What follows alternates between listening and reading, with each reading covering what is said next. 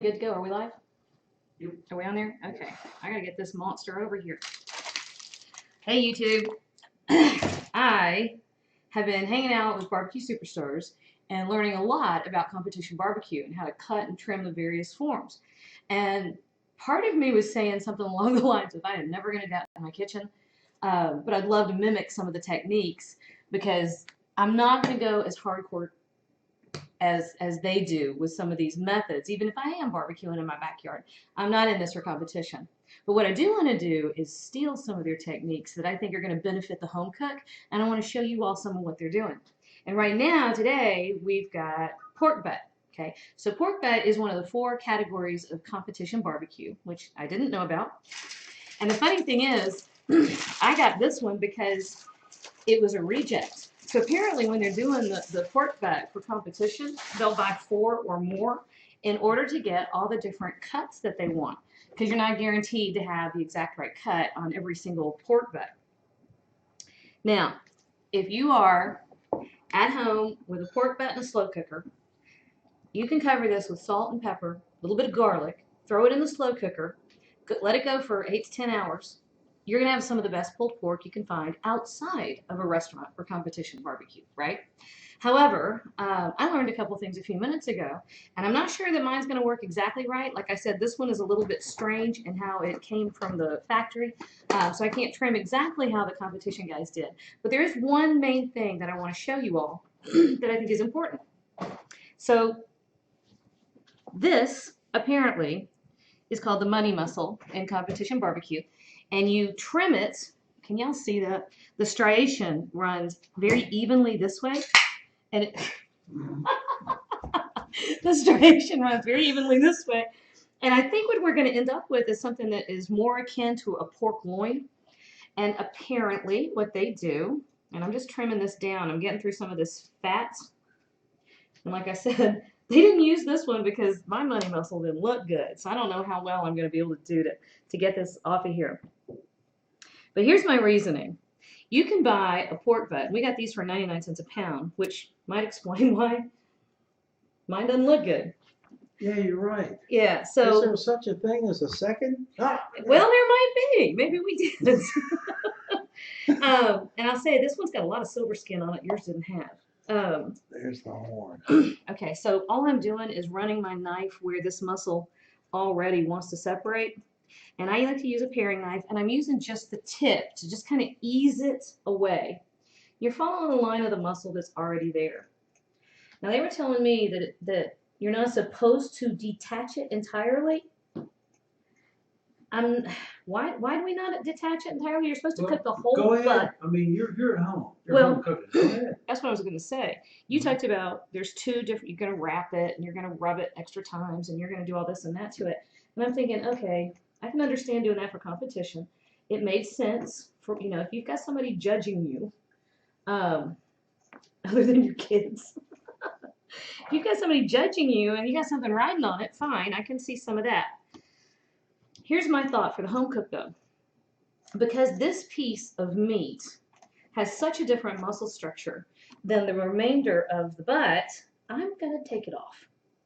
I'm going to take it off, and we're going to mimic some of what the barbecue guys were doing to this piece.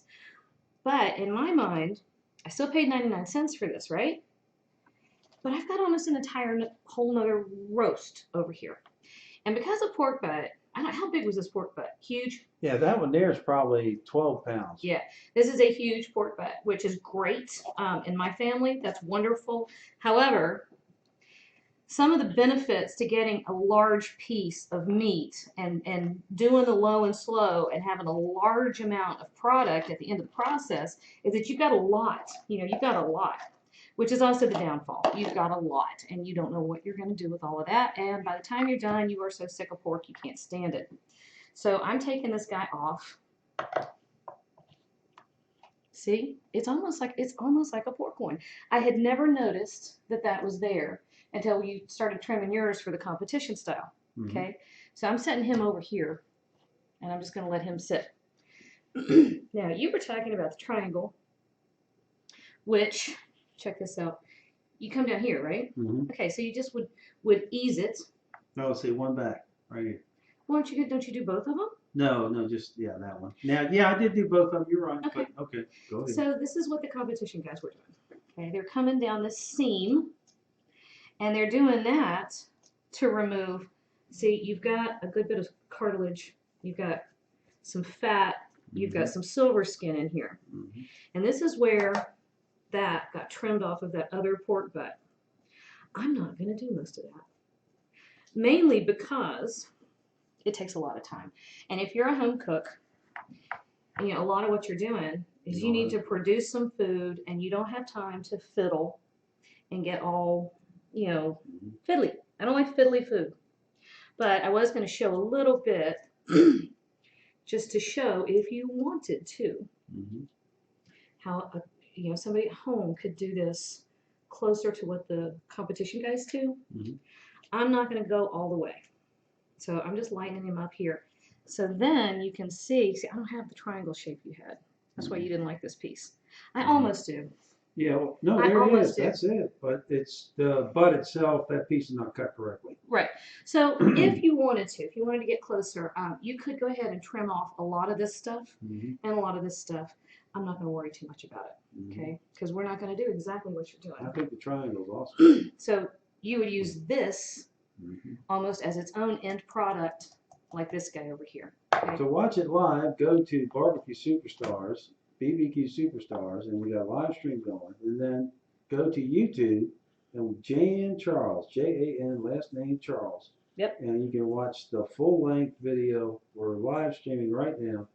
And call in 864-621-4958 and ask Jan a question. You don't have to be just about barbecue. She's an expert in all food categories, baking. Except sushi. Don't ask me about sushi. She don't know about sushi. I just eat it. That's about the limit, and we'll fill you in. All right, so I flipped this guy over, and we are taking off part of the fat cap. Now, again, if you're at home and you've got a slow cooker, don't worry about taking this fat cap off, right? Just don't worry about it. You're going to be using a braising method to cook it, and you're still going to get velvety, silky texture with the meat after you've pulled it. You will also be able to separate the fat from the cooking liquid just by putting it in its own container, letting the fat rise to the top, and skimming it off, okay? Now, that's for braising. If you want to, because you've got the braising liquid to surround the meat as it cooks and to permeate, throw it in there with the fat cap intact, let the fat cap sit up top, okay? Would Alton Brown say that the fat always rises to the top and hot? It does, doesn't it? It does. I don't know what Alton would say, but that's a good saying. Carbon chains are lighter than water. Well, and fat is heavier. I mean, fat is lighter than water too. So anytime you've got a liquid like that, that's the easiest way to skim any kind of cooking liquid or broth or what have you.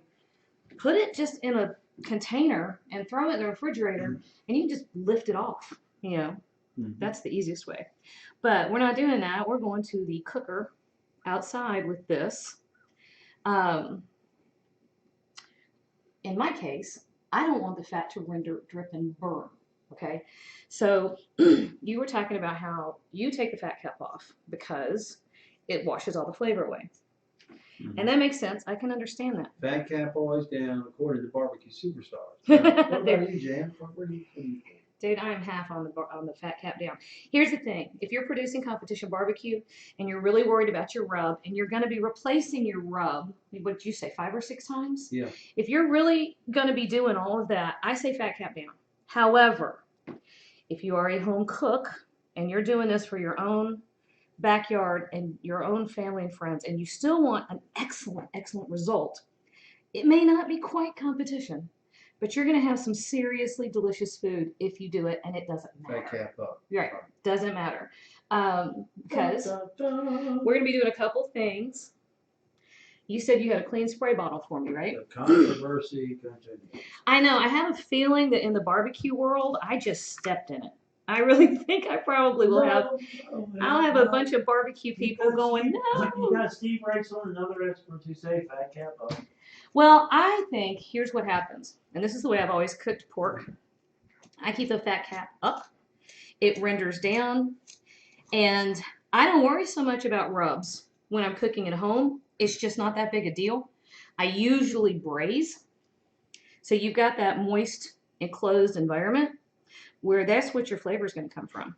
But the fat will render and it will help break down the collagen through the meat.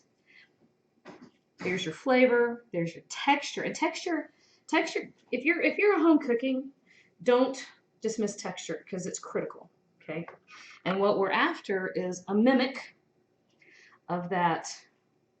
It's not silky. It's velvet. That velvet texture from really good pulled pork.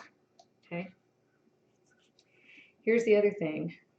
I am keeping my rub very, I won't say flavor neutral, because who wants neutral flavor?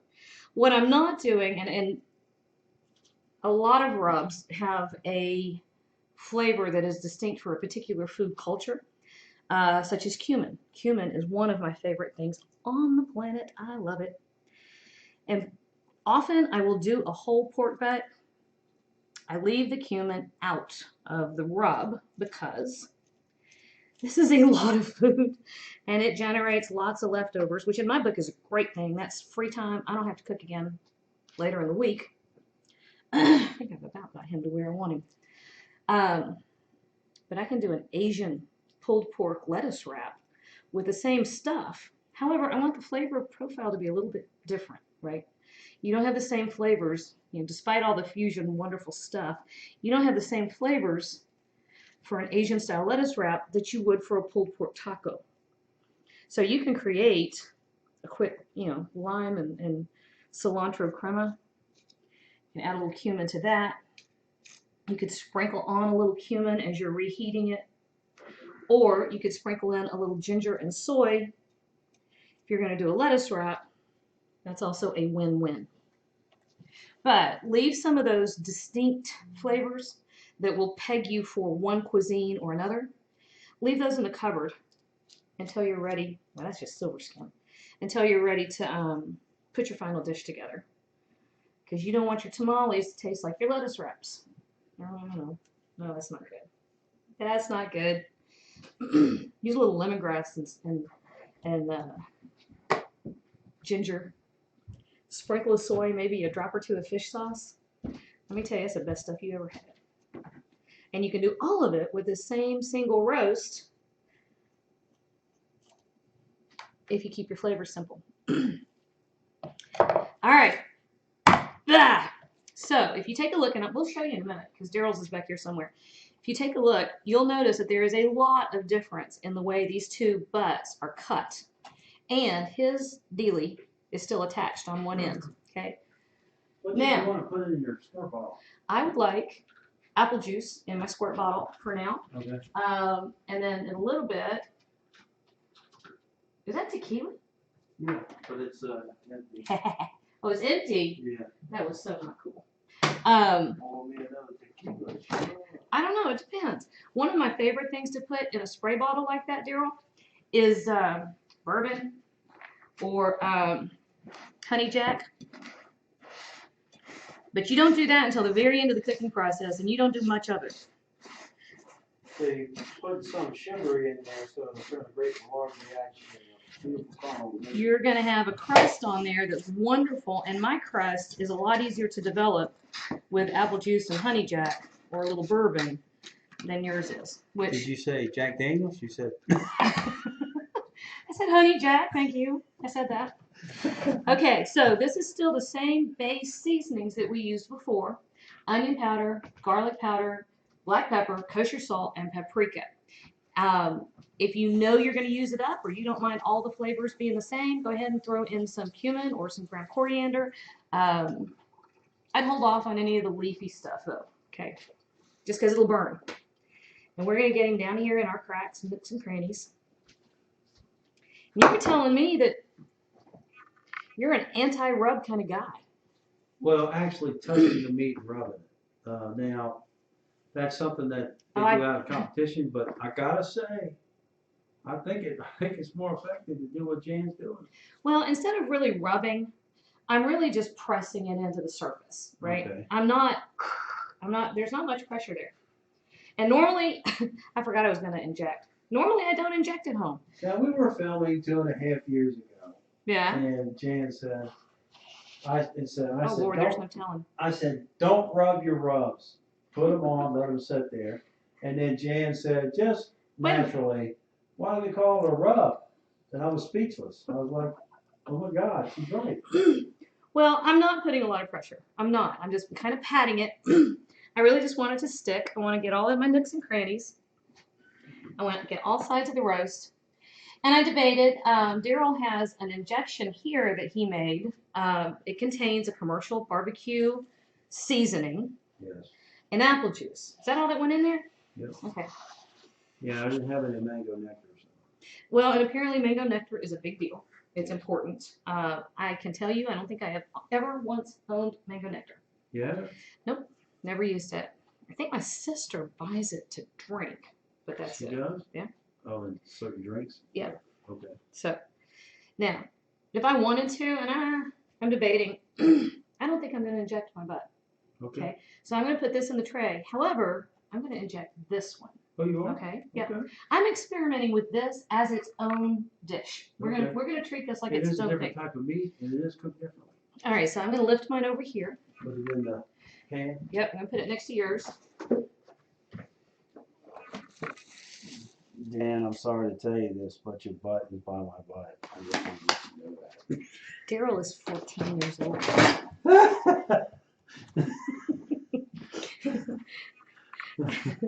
You are. You maybe 12. I don't know. I'm just taking off this little piece right here. I had to say, Daryl, we have killed your knives for. They are not sharp. The rest of it is pretty clean, isn't it? So I am going to take your. I've had these for 5 years now. Well, and we've trimmed a lot of meat today. I'd like to give credit to www.125west.com for sending me these Frederick Dick knives. That's And, right. I like them. They've done an outstanding job. They're 5 years old. They still look brand new. Well, if you're injecting, we've talked about this a lot today. A lot of people just, and then they just squirt it hard and it goes all over the place. Mm-hmm. You know what else that does?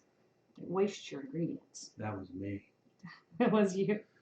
I gotta admit, when I do a cooking show, I come out and I'm all covered and everything. Like, he's been doing a cooking show and I'm covered in everything. Oh. Just from standing next to him. But I will say, if you're doing this, keep one hand right here, and here's why. I hope you can see. If you slowly push it with whatever your good hand is, you can feel it with this hand. You were very surgical. No, you don't want me to see real stuff. You had to do it clinical. Well, I think it's going to give a better result. And you use less product, okay? Absolutely. So I'm always going to try to get the best result without wasting. Now, you mentioned that there were 2 cooks. There's covered and uncovered, or wrapped and unwrapped, right? Yes. And that we start out on the grill unwrapped. Yes.